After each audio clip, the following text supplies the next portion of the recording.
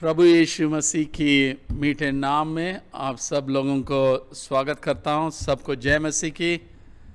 आज हमारा विषय है प्रभु यीशु मसीह हमें सिखाते हैं कि परमेश्वर की सेवा बिना किसी बाय के करें। प्रभु यीशु मसीह हमें सिखाते हैं कि परमेश्वर की सेवा बिना किसी बाय के करें। इन दिनों के अंदर हम देख रहे हैं कि हमारी जो महामारी कोविड-19 पूरी दुनिया में फैल रही है और खासतौर से हमारे देश में फैलती जा रही है। पिछले दिनों के अंदर 40,000 के ऊपर नए केसेस रोज़ आ रहे हैं और हमारा देश की टोटल जो है 12 लाख से अधिक हो गया है।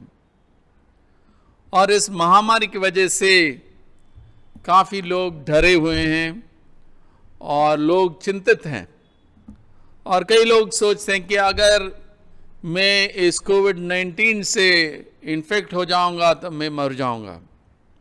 ये डर हर किसी की दिल और दिमाग में है, इसलिए या तो वो अंदर ही बैठ के रहते हैं या डरे हुए रहते हैं और ये सब जो है कि उनके अंदर परेशानी पैदा करती हैं।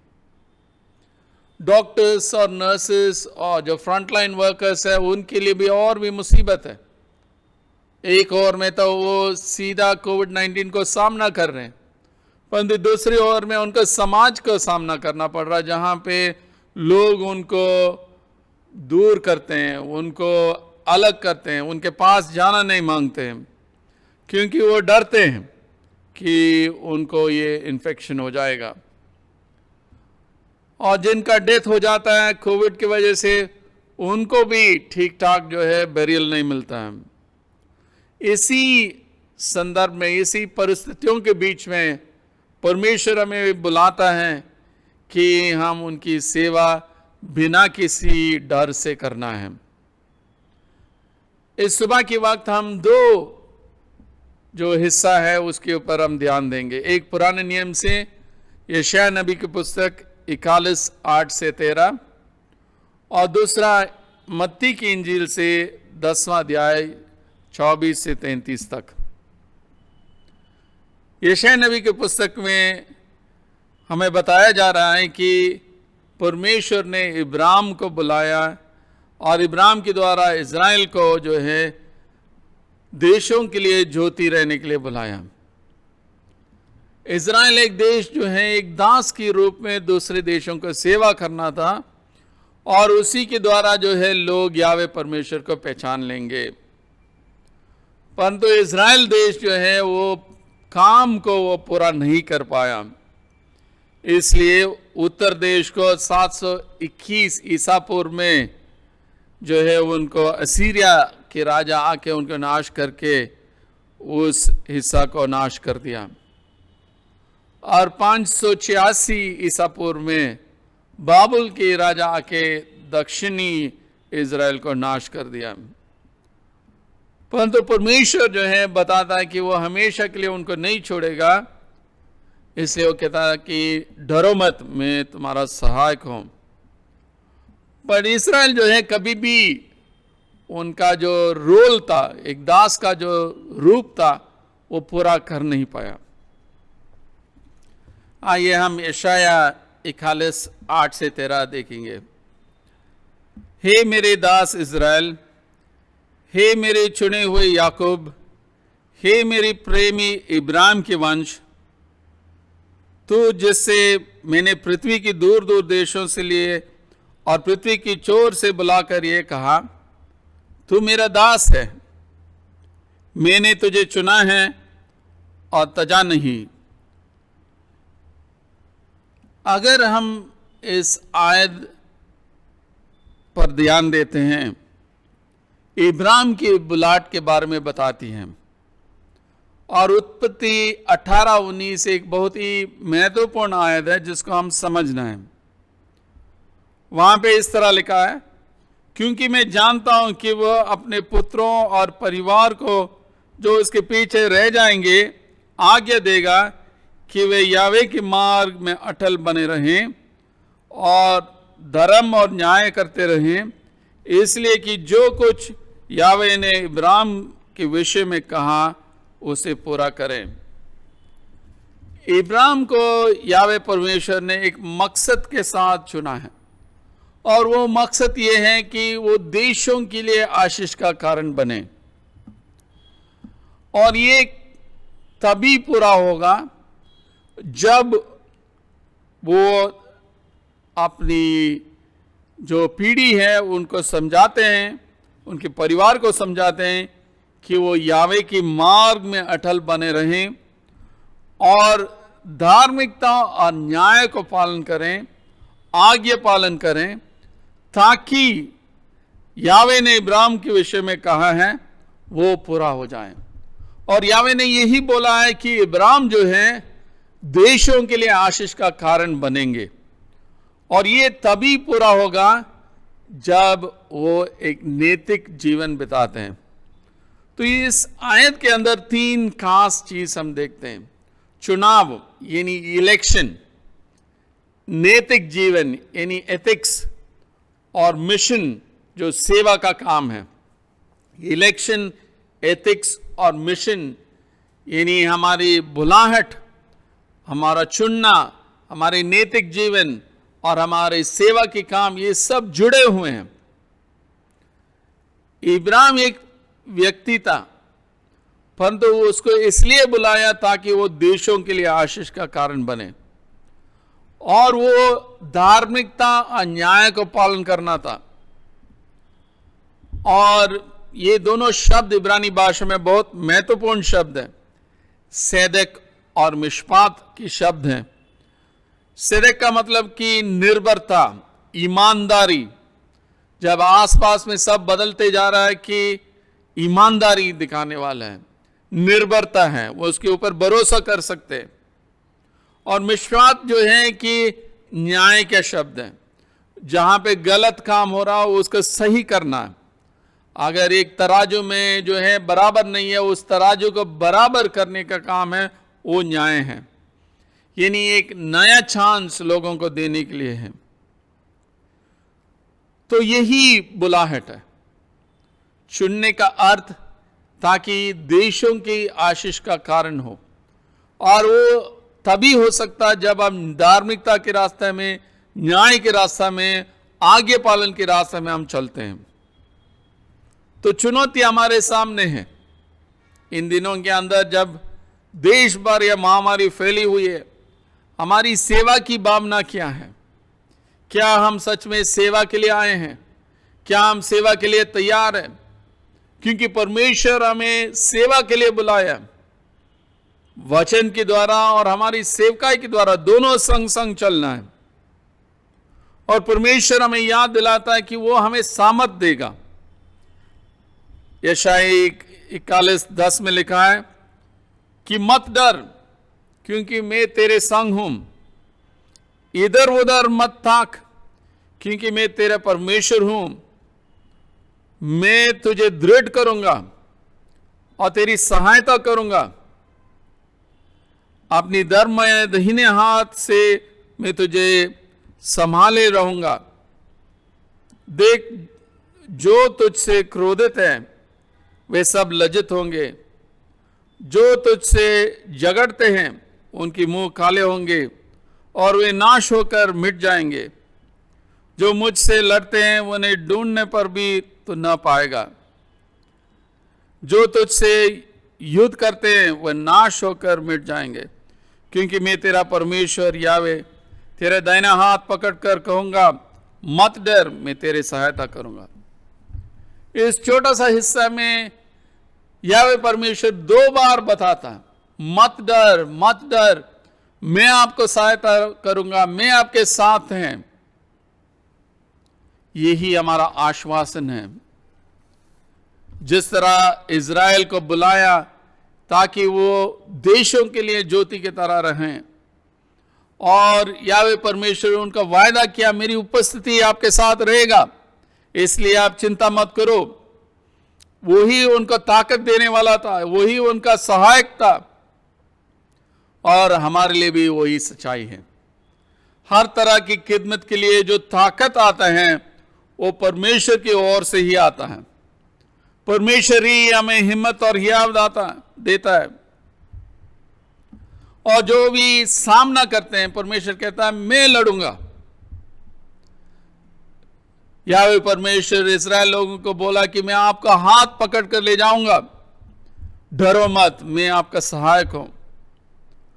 और हमारी सेवकाई में भी परमेश्वर वही बताता है, वही प्रतिज्ञा हमारे लिए भी है कि जब लोग विरोध करेंगे, परमेश्वर कहता है कि मैं आपके साथ हूं, मैं आपका अगुवाई करूंगा, मैं आपका हाथ पकड़ कर अगुवाई करूंगा, डरो मत, मैं जरूर आपको मदद करूंगा।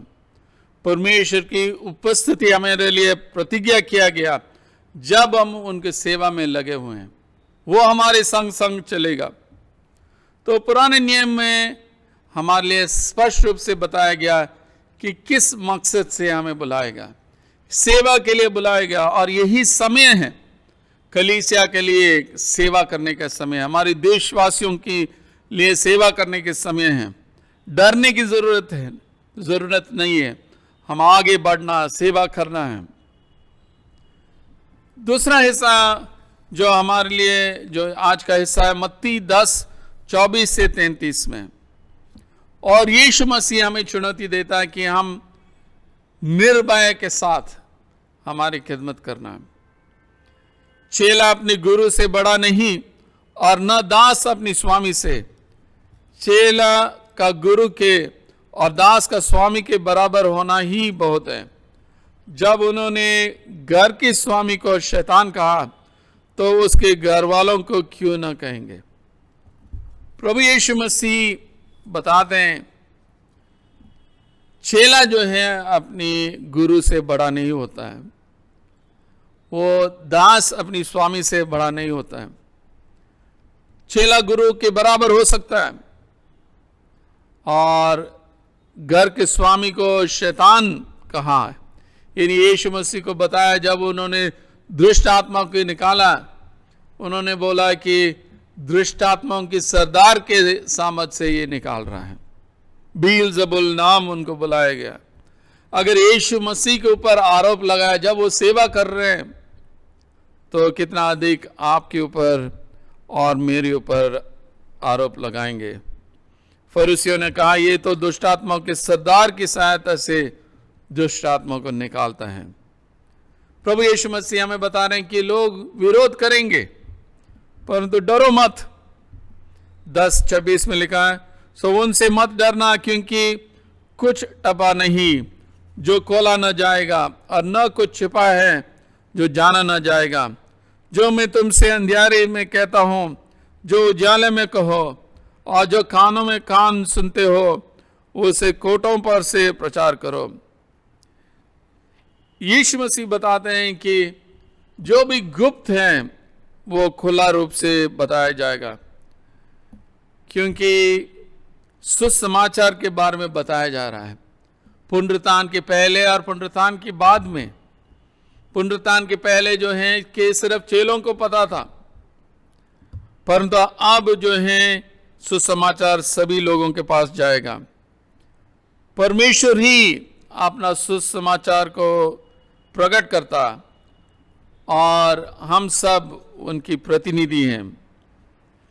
जब यीशु मसीह अंधकार के बारे में बताते हैं या खानों के अंदर जो बताया जाता है, वो अपनी चेलों के साथ जो गुप्त में सिखाया, गुप्त में बताया, वो सब जो है पुनरुत्थान के बाद सबके सब बाहर आएगा, क्योंकि उसके बाद सुसमाचार सामर्थ के साथ प्रचार किया जाएगा।